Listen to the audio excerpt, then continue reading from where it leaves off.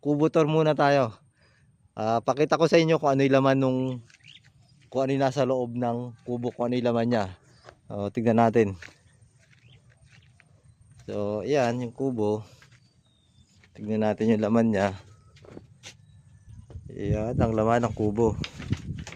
Yan may foam. May foam ako dito. Kapag gusto kong matulog, yan. Yung mga tools, tubigan, may foam pa yan. Tapos andyan yung ang tawag dito, yung payong na malaki. Ginagamit kong sombrero minsan. Mga kumot. Ayan, kumot. Ayan. Ito yung laman ng kubo sa loob. So, ayan. Ayan ang laman ng kubo ko. So, naani natin talong. So, ang dami niya na. Tapos, meron pang mga bunga dito. Ayan. Hindi ko muna pinagkukuha. Siguro, next week yan. Kuhanin ko siya ulit. Ayan, ang dami niya, oh. So, itinanim ko talaga dito sa bundok. Itong rubber tree.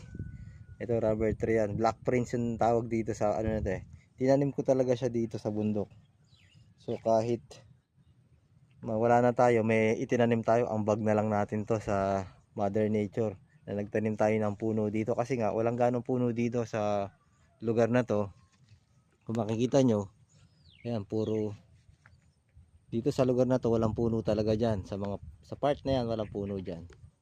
So ito, tinanim ko talaga to dito, dati nakapaso to. So dito na siya ngayon at tignan nyo naman, oh, ang kapal niya talaga, kumapal siya dito. Dati nung nasa paso to, isa lang yung tangkay niya. Ngayon, dumami talaga siya, oh. Kaya ang ganda niya dito talaga. Dito na siya magiging puno talaga, tong rubber tree na to. Nakakawala talaga ng pagod kapag, ayan, pag nakikita ko yung mga bulaklak. Ang gaganda nila. Ayan. Ang daming bulaklak niyan. Tapos, ayan, dami. Ang kukulay nila. Tapos dito sa harap, yan, ang dami kong bulaklak dyan. Dilaw, cosmos yan. Tapos yun, di ko alam tawag sa puti na yan. Pisinya. Kasi mga dilaw-dilaw na yan talaga. Nagsilaki na sila. Dati, ayan, no, ang gaganda. Yan, puro halaman tong harapan. Kasi kung titignan mo lang to dati, itong lugar na to talagang damuhan lang siya. Damuhan lang to noon nung nabili ko. Wala ka makikitang halaman na pwede mong pakinabangan. Basta makikita mo lang dito, puro damo. Ngayon, tinaniman ko ng mga halaman, gulay. Ayan, tapos nagkaroon na ng mga puno-puno. Ayan. So, pag ano dito, talagang nawawala yung pagod mo. Tapos, libang na libang ako tuwing nakikita ko to, itong mga tinanim ko, tapos nagsilaki. So, kahit papano, nagbunga na yung pinagpagura natin noon. Kasi noon talagang zero to, itong lugar na to. Ngayon, may nakikita ka ng maganda. May inaani ka na.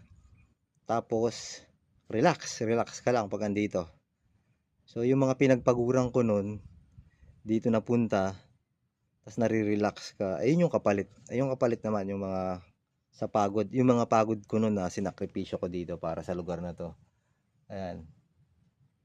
Ayan, tuwing linggo, pupunta ako dito, mga hapon, tanghali, yan. Dito lang ako talaga, tas patingin-tingin, yan, relax. So, okay na okay dito.